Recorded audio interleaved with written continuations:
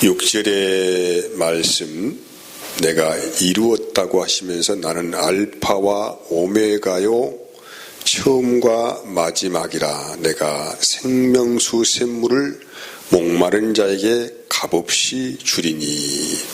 생명수 샘물을 목마른 자에게 값없이 주시겠다고 하는 약속입니다. 여러분, 그 세상 사람들의 목마름이 있습니다. 그 목마름은 몇 가지로 구분할 수 있는데, 부를 추구하는 마음, 명예를 추구하는 마음입니다. 이 부와 명예가 인생의 삶에 큰 쾌락을 갖다 주기 때문에 이것을 추구하고, 이것을 추구하는 원인자가 뭐냐면은 열등의식과 비교의식 안에서 생성된 것입니다.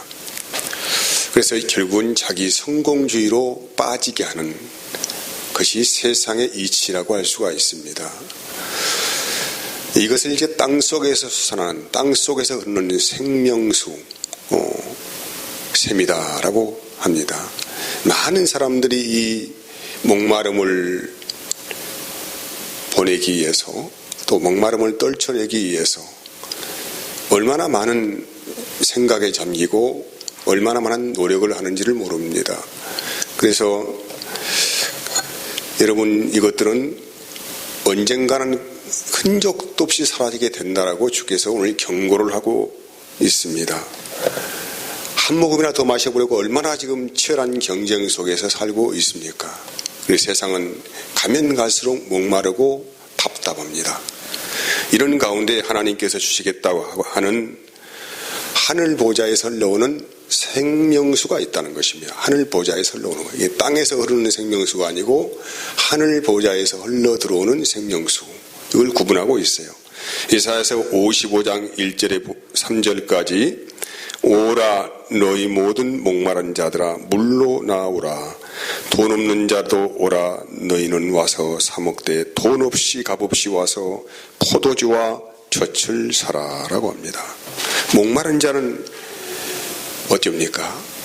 살 수 없잖아요. 이 목마름을 해결하기 위해서 샘터로 가지 않습니까? 근데 여기에 샘터는 포도주와 젖을 사는 샘터예요.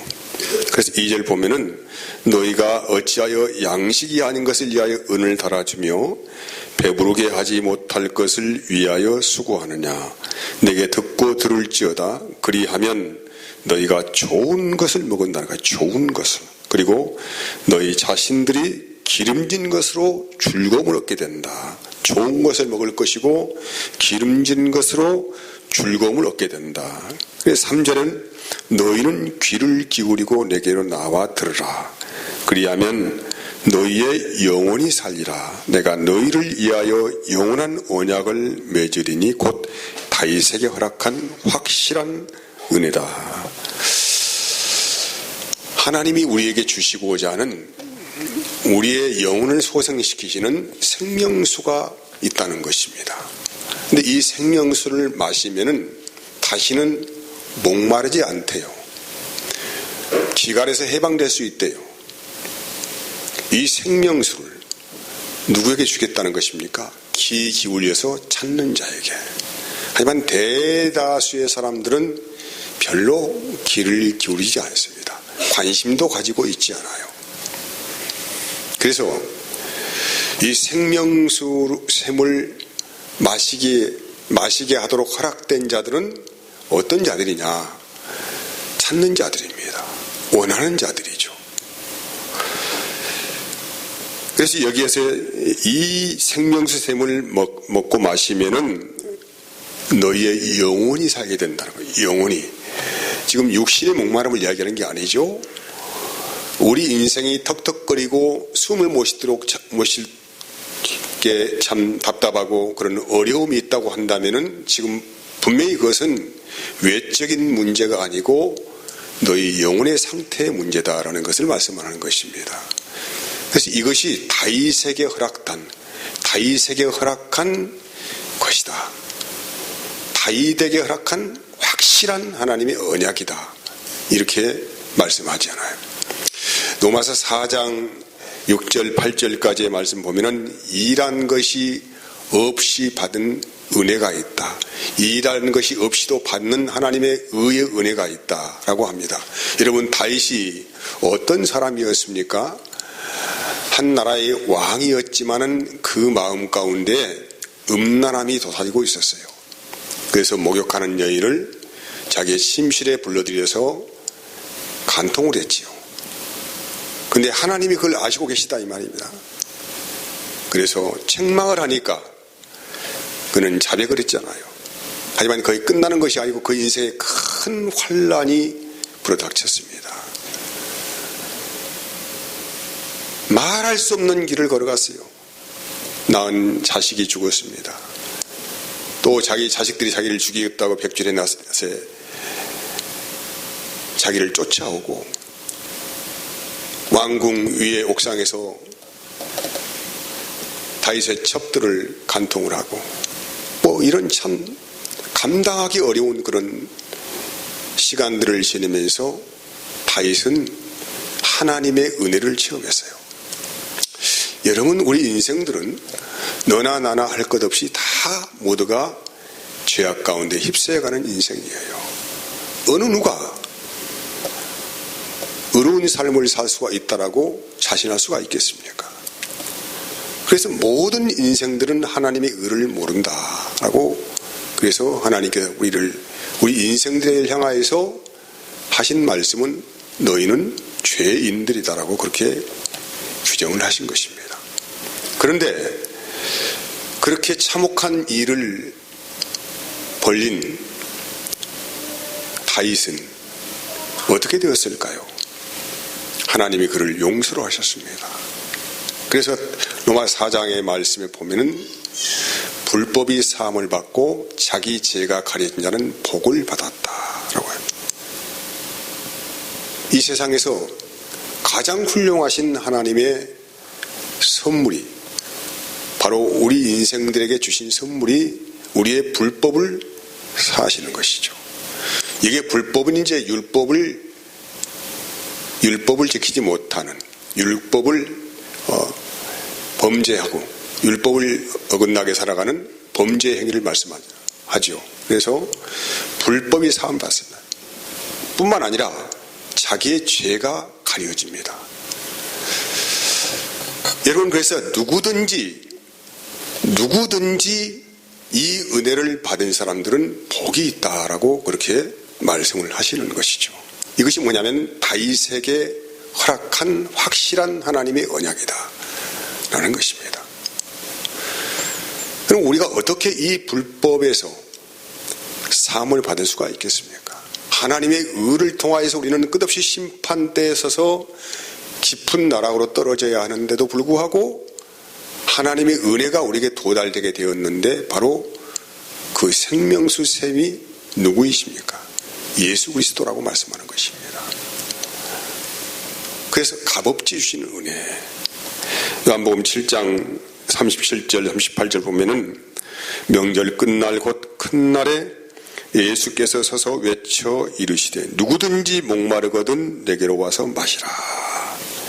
나를 믿는 자는 성경의 이름과 같이 그 배에서 생수의 강이 흘러나오리라 하시니 이는 그를 믿는 자들이 받을 성령을 가리켜 말씀하신 것이라고 분명하게 말씀을 하고 있습니다. 예수를 믿는 자들, 그냥 믿는다고 하면 좀 이해를 못하니까 예수님께서 우리를 위하여서 행하신 일을 믿는 자들입니다. 그냥 예수 믿는 게 아니죠. 예수님께서 우리를 위하여서 행하신 그 일을 믿는 자들에 대해서 주시는 것이 뭐냐면은 성령입니다. 하나님의 영을 우리의 심령 가운데 불어넣어 주시겠다고 하는 약속이에요. 이렇게 되어짐과 동시에 하나님의 성령이 우리 안에 오심과 동시에 어떤 기적이 일어나냐면은 목마름이 사라집니다. 다시 말씀드립니다. 우리는 과거에 하나님의 의를 모르고 자기의 의를 쫓아 살아왔던 사람들이에요. 그래서 끝없이 세상의 것들을 갈망하고 그것을 얻기 위하여 끝없는 경쟁 구도 안에서 살았던 사람들입니다. 그것이 부와 명예와 자기 소원의 성취입니다. 얼마나 이것들을 얻으려고 그렇게 목말라하고 애타하고 가슴앓이하고 있습니까? 여러분, 지금도 우리가 세상을 살펴보면은 수많은 사람들이 서로가 경쟁하면서 밟고 일어서고 그런 아픔과 통증 안에서 신음하고 있어요. 근데 성령의 역사가 시작되어지면은 그런 목마름이 사라진다.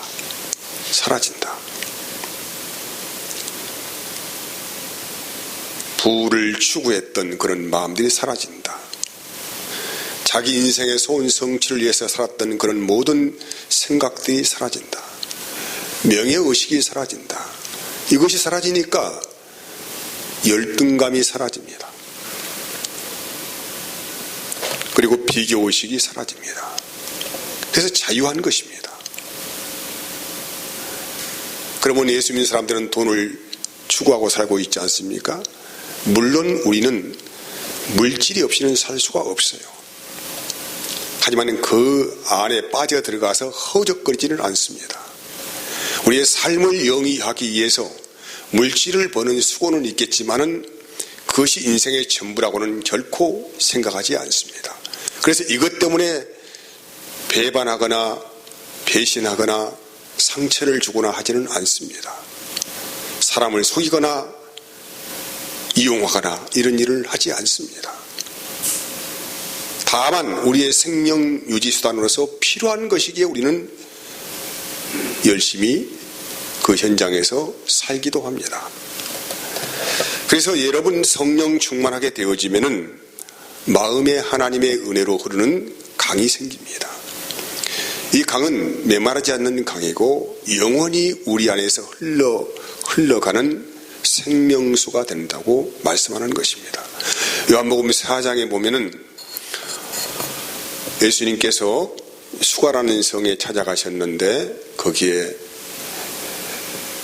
목이 말라서 물동이를 이고 마을 샘터에 나온 여인이 있었습니다. 그 여인과의 대화하는 과정에서 하시는 말씀이 내가 너에게 영원히 목마르지 않는 샘물을 주겠다고 말씀하셨습니다. 이 물을 마시는 자는 영원히 목마르지 않을 것이다 라고 말씀하실 때에 그때 이 여인은 눈이 번쩍 띄어져 있습니다.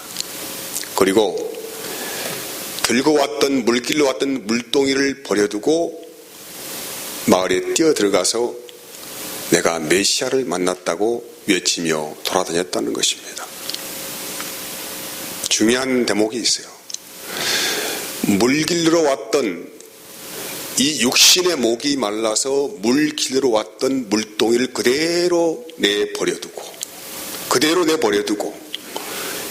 마을로 들어가서 내가 생명수샘 자체를 만났다고 외치고 다니는 것입니다. 모든 인생들이 필요한 메시아예요. 그걸 우리는 구원자라고 말씀하고 있습니다. 그래서 요한복음 4장 14절 내가 주는 물을 마시는 자는 영원히 목마르지 아니하니 내가 주는 물을 그 속에서 영생하도록 솟아나는 샘물이 된다고 합니다.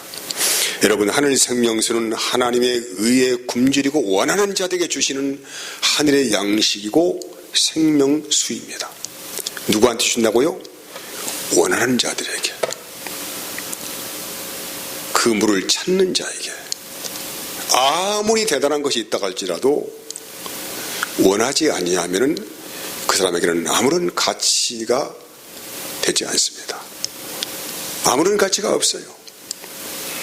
그래서 반드시 원하는 자들에게 주시는 약속이다. 그래서 이 은혜를 받은 자를, 이 은혜를 사모하는 자들이 뭐냐면 결국은 이기는 자들이라고, 이기는 자들이 주는 약속이에요. 그래서 요한계시록 2장과 3장을 읽어보면은 이기는 자들에게 주어지는 것이 무엇인가에 대해서 생명나무 열매를 먹게 하겠다. 또 둘째 사망의 해를 받지 않도록 하겠다. 감추었던 만나를 주겠다. 만국을 다스리는 권세를 주겠다. 흰옷을 입을 것이다. 새 이름을 그에게 기록하겠다. 보좌에 함께 앉게 하겠다고 하는 영원한 약속을 하셨는데, 이것을 통틀어서 한마디로 정의한다면 영원히 주님과 함께 사는 은혜를 받은 것입니다. 그래서 그 주님이 이 영원한 약속, 우리에게 영원한 생명수 샘물 되신 그분께서 영으로 우리 가운데 오셨음을 성령을 받았냐고 말씀하십니다. 너희가 그래서 믿을 때에 성령을 받았느냐, 이것을 우리에게 물어보는 것입니다. 그럼 여러분, 이렇게 된 결과에 의해서 그 예수님의 생명수 되신 예수님이 마음에 오심을 통하여서 무엇이 되냐면 우리의 신분이 변화가 되는데 하나님의 아들이 됩니다. 예수의 생명으로 우리를 낳았어요. 그래서 우리가 하나님의 아들이 되기 때문에 오늘 결론은 뭐라고 합니까? 나는 그의 하나님이 되고 그는 내 아들이 되겠다라고 그렇게 하신 것입니다. 그럼 왜 이렇게 값없이 공짜로 이런 놀라운 선물을 주셨는가? 말씀을 확인해 봅시다. 시편 49편 6절에서 8절까지 말씀 보면은 자기의 재물을 의지하고 부유함을 자랑하는 자는 아무도 자기의 형제를 구원하지 못하며 그를 위한 속전을 하나님께 바치지도 못할 것은 그들의 생명을 속량하는 값이 너무나 엄청나서 영원히 마련하지 못할 것이라고 합니다. 이게 무슨 얘기냐면은 돈으로는 어떤 재물을 가지고 와도 추록으로 100트럭, 1000트럭을 가지고 와도 결코 생명을 구원할 수 없다, 이런 말이죠. 돈은 여러분 세상의 신이에요. 너무나도 큰 위력을 가지고 있어요. 그래서 속담에 귀신도 돈으로 움직인다는 것입니다. 여러분, 귀신도 돈으로 부릴 정도가 되는 강력한 힘을, 세상의 권세는 그래서 돈입니다. 돈의 가치, 위력이 대단합니다. 모든 사람들은 돈 앞에 무릎을 꿇고 그 지배 아래 들어가길 원합니다. 근데 돈이 아무리 큰 권세를 가지고 있다고 하더라도 사람의 생명을 속전할 수는 없다, 이런 말이죠. 여러분, 인간의 생명을 유지하기 위해 절대적으로 기본이 되는 것들은 정말 소중한 것들이에요. 이것은 돈의 가치로 환산을 할 수가 없습니다. 하늘에 있는 별, 또 태양, 달, 또 부는 바람, 또 우주, 또 우주와 연결되어 있는 지구의 수많은 시스템들, 이것들은 인간의 생명 영위를 위하여서 인간뿐만 아니라 이 지구상에 있는 모든 생명을 유지하는 생명들은 이 시스템이 없으면 살 수가 없어요. 그래서 이것은 돈의 가치로, 이것은 환산할 수 없는 가치이기 때문에 어느 누구에게나 동등하게 공급되는 하나님의 은혜의 선물입니다. 이것 없이는 살 수가 없어요. 외형적인 물질도 그렇게 중요하겠지만은 정말로 인간의 영혼을 살찌우게 하고 배부르게 하고 진정한 생명의 능력이 무엇이냐면 하나님의 사랑입니다. 이 하나님의 사랑이 우리 인간의 영혼에 공급되지 않으면 우리 인간은 절벽을 만납니다. 얼마나 어렵고 힘든 시간들 안에 살 수밖에 없는지는 몰라요. 그래서 모든 인생들에게는 하나님의 사랑이 공급되어야 하는데 이를 성령이라고 말씀하시는 것입니다. 하나님의 생명수죠. 그래서 너무나도 이 귀한 것이기 때문에 이것을 부자들만 사서 누리라고 하는 것이 아니고 돈 없는 자도 오라. 아무것도 너희가 준비할 것이 없다. 아무리 가난한 사람도 이것은 살 수가 있다. 얻을 수가 있다. 원하기만 하면 내가 주겠다는 거예요. 근데 사람들은 별 관심이 없죠. 이것은요. 세상에서 목마른 사람들이 부를 추구하고 자기 쾌락을 추구하고 명예를 추구하고 자기 성공주의에 빠져 있는데 이게 무슨 가치가 있겠어요? 그래서 하나님의 의를 사모하는 사람만 주시는 약속이다 이 말이에요. 그들에게만 약속된 것인데 이것은 돈 없는 자도 오라. 목마른 자도 오라. 얼마든지 퍼주겠다 라고 하신 하나님의 언약이다라는 것입니다. 이것이 뭐냐면은 하나님의 생명값으로 오신 예수 그리스도이십니다. 그분이 바로 생명수가 되신다라는 것입니다. 생명수.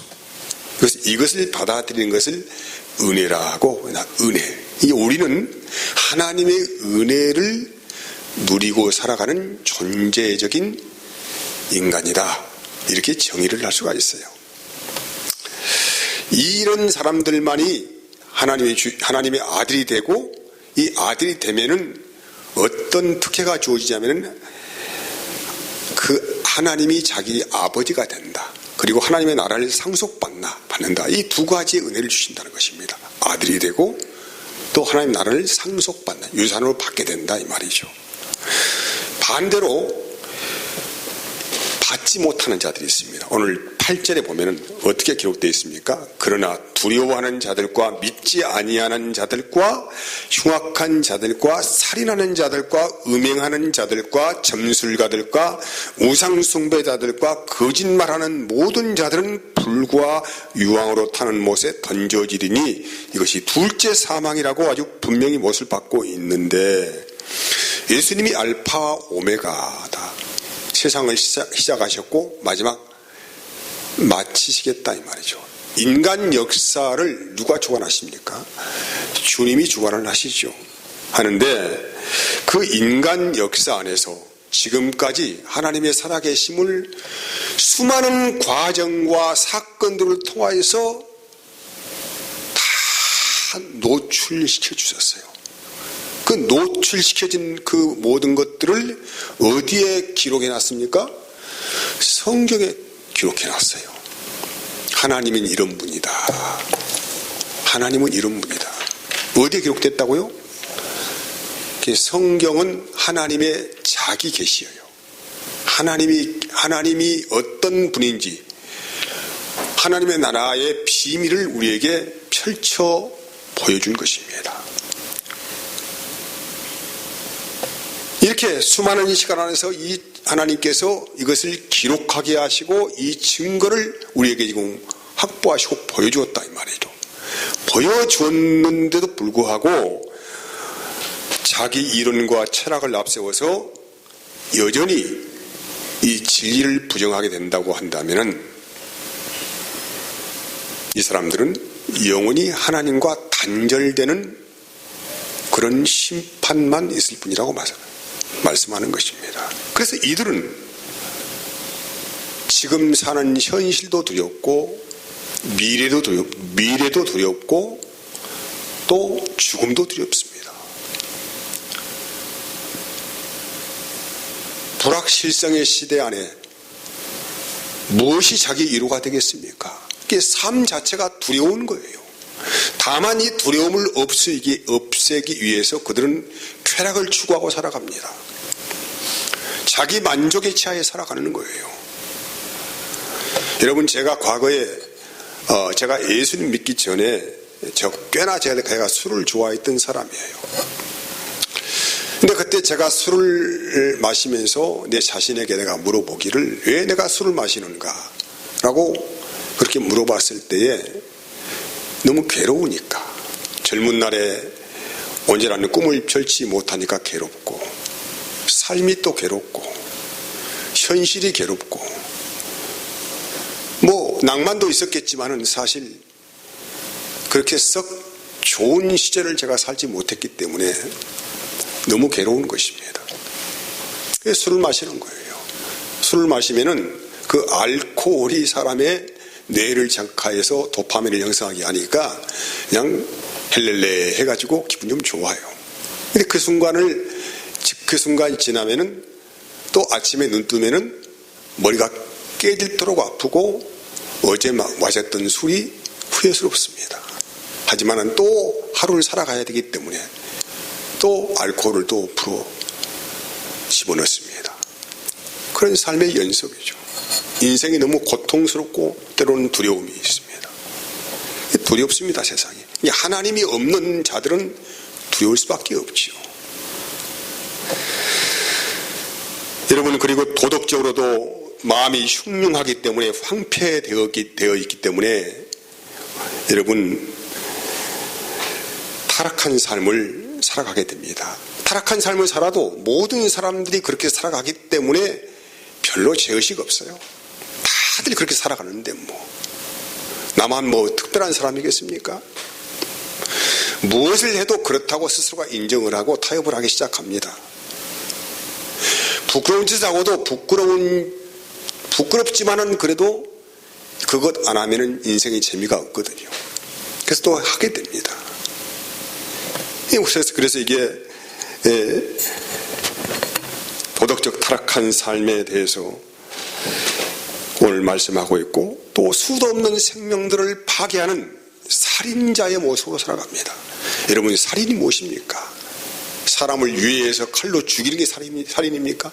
아닙니다. 인간의 영혼을 죽이는 것이 살인이에요. 이보다 더 큰 죄는 없어요. 그런데 거짓 진리에 속아서 넘어가 있기 때문에 세상의 이치를 가지고 인생을 논하려고 하고 또 평가하려고 하고 가르치려고 합니다. 그래서 수많은 영혼들을 진리를 만나지 못하게 하고 자기 이론을 앞세워서 함께 같이 죽자 이 말이죠. 그래서 살인자들입니다. 마음에 흉악함이 있습니다.